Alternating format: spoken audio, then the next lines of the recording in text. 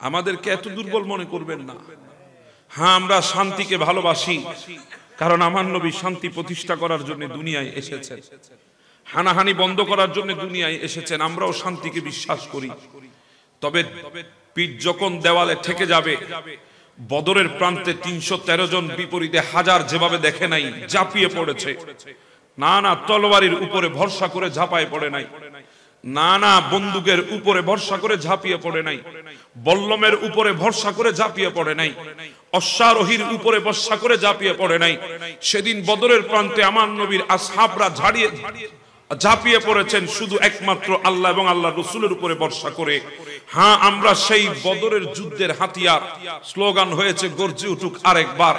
আমাদেরও ভরসা কোনো হাতিয়ারের উপরে নয়, বাংলার কোনো মসনদের উপরে নয়, আমাদের ভরসা হচ্ছে বাংলার জমিনে শাহজালাল ইয়মনি মুজাররদির উপরে। কথা বলেন ঠিক না বেঠে?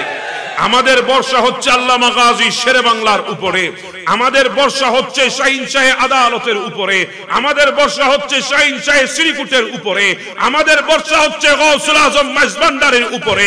আমরা পৃথিবীর উপরে ঝাঁপিয়ে পড়লে উনারা জমিনের ভেতর থেকে আমাদেরকে মদদ দিতে পারে, আসমান থেকে আল্লাহ ফেরেশতা নাজিল করতে পারে, মদিনা থেকে রাসূলের রিসালাতের হাত আমাদের মাথার উপরে আসতে পারে। আর যেদিন আসবে বাংলার দরজা পাবে না পালিয়ে যাওয়ার জন্য।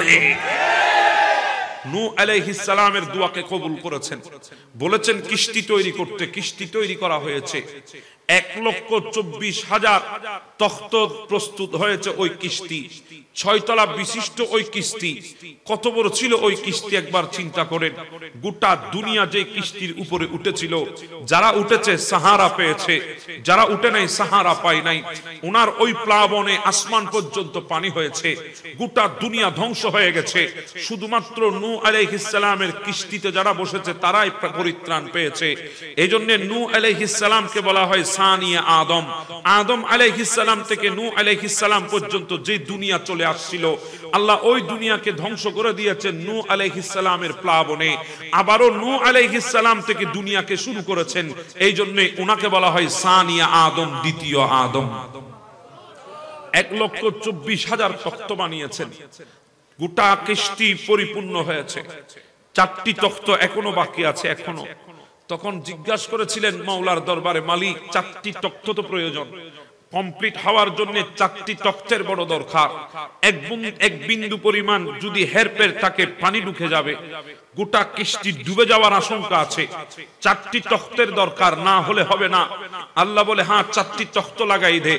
জিবরিল গিয়ে ওই নদীর ভেতর থেকে যে তখ্তগুলা তুলেছিলেন, যে ৪টি তখ্ত বলেছিল ওই তখ্তগুলা তো তোলা হলো, কিন্তু ওই তখ্তের মধ্যে তো নাম আমার লিখা হয় নাই, আমার থেকে নাম লিখতে হয় নাই। ওখানে আমি নূহ দেখেছি ৪টা নাম লিখা আছে। একটা নাম আবু বকর, একটা নাম ওমর, একটা নাম উসমান, আরেকটা নাম আলী। আল্লাহ এগুলা কারা? এগুলা তোমার কোন পয়গম্বর? বলে এগুলো আমার পয়গম্বর নয়, এগুলো আমার আখিরি নবীর ৪ জন খলিফা। এরা ছাড়া আমার ইসলামটা আনকমপ্লিট থাকবে, এরাই আসলে আমার ইসলাম পরিপূর্ণ হয়ে যাবে। হ্যাঁ, বলছিলাম নূহ আলাইহিস সালামের তখ্তে যার নাম ছিল উনি আবু বকর। সুবহানাল্লাহ বলবেন না? নূহ আলাইহিস সালামের তখ্তে যার নাম ছিল তিনি আবু বকর। আর তো মন টিকে না সিরিয়ার বুকে, ছটপট ছটপট করে। পাদ্রী কি শোনাইলো, আমি আখির নবীর প্রথম খলিফা, আর থাকবো না। তাড়াতাড়ি করে গুছিয়ে চলে গেলেন, রওনা হলেন মক্কার দিকে। গেলেন মক্কার জমিনে। বলে প্রশ্ন তো করব আজকে, সরাসরি গিয়ে হাত দেব না, আগে পরীক্ষা করব, পরীক্ষা ইমতিহান করব। যদি ইমতিহানে যদি পাস হয় তাহলে বুঝে নেব। গেলেন আমার নবীর দরবারে, আমার নবীকে ডাক দিলেন। আমার নবী ফিরলেন, বলে আমি আপনার হাতে হাত দিয়ে কলমা পড়ার জন্য এসেছি, তবে পড়ব তখন যখন আপনি আমার একটা প্রশ্নের উত্তর দিতে পারবেন। বলে হ্যাঁ বলো না, সেই প্রশ্ন কি? প্রশ্ন তো নবীকে অনেকে করেছে। কেউ আমার নবীকে প্রশ্ন করে ঈমান এনে আবু বকর থেকে সিদ্দিক আকবর হয়ে গেছে, আবার কেউ নবীর দরবারে এসে প্রশ্ন করে আবুল হেকম থেকে আবু জাহেল হয়ে গেছে। কথাকে আমি আপনাদেরকে বোঝাতে পারছি? কিছু কথা ইশারায় বুঝবেন। কেউ আমার নবীর দরবারে এসে প্রশ্ন করে আবু বকর থেকে সিদ্দিক আকবর হয়ে গেছে, কেউ আমার নবীর দরবারে এসে প্রশ্ন করে আবুল হেকম থেকে আবু জাহেল হয়ে গেছে। কথা বলেন ঠিক না? হ্যাঁ, কেউ নবীর দরবার এসে নবীর চেহারা দেখে বলে আপনার মতো চেহারা আল্লাহ না আগে বানিয়েছে না পরে বানাবে, আপনার মতো চেহারা আর নাই, পৃথিবীর বুকে আল্লাহর বানাই নাই। আবার কেউ এসে বলে আপনার মতো কুৎসিত পৃথিবীর জমিনে আর নাই। ইয়া রাসূলুল্লাহ, ঘটনা কি? বলে চেহারা তো সিদ্দিকও দেখেছে, চেহারা তো আবু জাহেলও দেখেছে।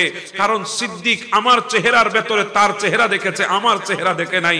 তার চেহারা সুন্দর, সেজন্য তার সুন্দরের প্রশংসা করেছে। আর আবু জাহেল আমার চেহারার ভেতরে সে তার চেহারা দেখেছে, সে তার চেহারার বদনামি করেছে, আমার চেহারা সে দেখে নাই। কথা আমি বোঝাতে পারছি আপনাদেরকে? আবু বকর সিদ্দিক বলে প্রশ্ন করব। আবু জাহেলও বলেছিল প্রশ্ন করব। আবু জাহেলের প্রশ্ন ছিল, হ্যাঁ মুহাম্মদ প্রশ্ন হবে তোমাকে। বলে বলেন না, প্রশ্ন কি? বলে আমার হাতের ভেতরে কি আছে যদি বলতে পারো তোমার উপরে ঈমান আনবো। আমার নবী তো জানে সে তো বাটপার, এর চাইতে বড় বাটপার পৃথিবীতে আর নাই, সে আনবে না। আমার নবী বলে সত্য বলছেন আনবেন? বলে হ্যাঁ। বলে ঠিক আছে, তাহলে আপনার হাতে কি আছে আমি বলবো না, আপনার হাতে যা আছে তা বলবে, আমি কে? বলে এটা হলে তো আরো ভালো হয়। ওই আবু কুয়াইস পাহাড় থেকে পাথর নিয়ে এসেছে দুইটা হাতের ভেতরে। আমার নবী বলে বলবো? বলে হ্যাঁ বলেন। বলে পাথর বলবে আমি কে? বলে হ্যাঁ বলুক। পাথর বলছে ওয়া আশহাদু আন্না মুহাম্মাদান আবদুহু ওয়া রাসূলু, ইনি হচ্ছেন আল্লাহর বান্দা এবং রাসূল। আর সহ্য করে নাই, আবু জাহেল নিক্ষেপ করেছিল আর বলেছিল বাপরে বাপ, জীবনে অনেক বড় বড় জাদুঘর দেখেছি, মুহাম্মদের মতো জাদুঘর দেখতে পেলাম না, মাআযাল্লাহ, নাউযুবিল্লাহ। কিন্তু সিদ্দিক আকবর প্রশ্ন করেছে, আমি আপনাকে প্রশ্ন করছি, গতকাল রাতে সিরিয়ার বুকে কি হয়েছে যদি বলতে পারেন, আমি আপনার উপরে ঈমান আনবো, আপনার উপরে ঈমান এনে আমি কলমা পড়ে নেব। আমার নবী বলে, আবু বকর, গতকাল রাতে সিরিয়ার বুকে তুমি যখন ছিলে সিরিয়ার জমিনের মধ্যে তেজারত শেষ করে যখন ঘুমিয়ে গেলে, তখন তুমি দেখেছো আসমানের চন্দ্র আর সূর্য তোমার সিনার উপরে খেলা করছে।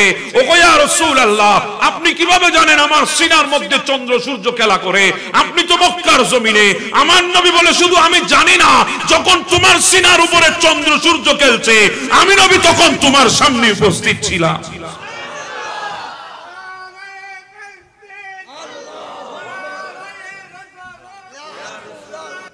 আমার নবীর প্রশ্নের উত্তর যখন পেলেন, নবীর হাতে হাত দিয়ে কলমা পড়ে মুসলমান হয়ে গেছে। হ্যাঁ, এত বড় নবীর প্রেমিক ছিলেন সিদ্দিক আকবর, এত বড় নবীর ওয়াফাদার ছিলেন সিদ্দিক আকবর। হিজরতের রাতে আমার নবী যখন চলে যাবেন মক্কা থেকে মদিনার দিকে, আল্লাহ তো শিখাই দিয়েছেন, ওয়াকুর রব্বি আদখিলনি মুদখালা সিদিকি ওয়া আখরিজনি মুখরাজা সিদিকি ওয়াজআলনি মিন লাদুনকা সুলতানান নাসীরা। দোয়া শিখিয়ে দিয়েছেন আমার নবীকে। নবী বলেন, আপনি আল্লাহ আমাকে সত্য রূপে দাখিল করো, সত্য রূপে বের করো, রাষ্ট্র প্রতিষ্ঠায় আমাকে সহযোগিতা করো, আপনার কুদরতের সাহায্য আমাকে দান করো। এই দোয়া শিখিয়ে দিয়েছেন আল্লাহ আমার নবীকে। দারুন নদওয়ার মধ্যে বৈঠক হয়েছে। মক্কার জমিনে একটা অফিস ছিল আবু জাহেলের, যেই অফিসের নাম ছিল দারুন নদওয়া। আর একটা অফিস ছিল আমার নবীর, যেটার নাম ছিল দারুল আরকান। আমার নবীর অফিসে নয়, দারুন নদওয়ায় বসে আবু জাহেল ষড়যন্ত্র করেছিলেন। ষড়যন্ত্র কি ষড়যন্ত্র? আজকের রাতে রাসূলুল্লাহকে সরাই দিতে হবে, যদি সরাইতে না পারি আমরা টিকতে পারবো না। হ্যাঁ, সরাতে হবে, চূড়ান্ত সিদ্ধান্ত। 40 জনকে দায়িত্ব দিয়েছেন, আজকের রাতে রাসূলুল্লাহর ঘরকে ঘিরে ফেলবা, যদি ঘর থেকে বের হই বাহিরে জবাই দিবা, আর যদি ঘর থেকে বের না হয় ঘরের ভেতরে জবাই দিবা।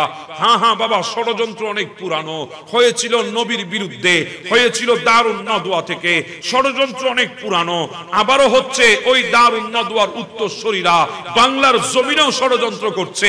সুন্নি আলেমদেরকে ঘরের বাহিরে পেলে ঘরের বাহিরে, নতুবা ফারুকের মতো ঘরে ঢুকে হত্যা করতে পর্যন্ত দ্বিধাবোধ করছে না। কথা বলেন ঠিক না বেঠে?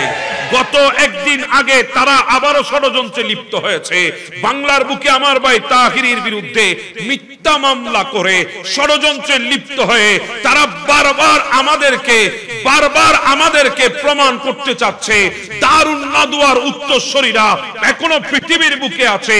আমিও তাদেরকে বলতে চাই, তোমরা যদি দারুন নদওয়া থেকে আমার নবীকে যেভাবে মেরে ফেলার জন্য ষড়যন্ত্র করেছো, সেই ষড়যন্ত্র নবীর প্রেমিকদের বিরুদ্ধে যদি অব্যাহতি তোমরা যদি রাখো, সেটাকে যদি তোমরা টিকিয়ে রাখার চেষ্টা করো, তাহলে আরেকটা কথা শুনে নাও, এখনো পৃথিবীর বুকে সেই সাইয়েদনা ওমর ইবনুল খাত্তাবের তলোয়ার হিসাবে আল্লামা গাজী শেরে বাংলার সৈনিকরা এখনো আছে। কথা বলেন ঠিক না?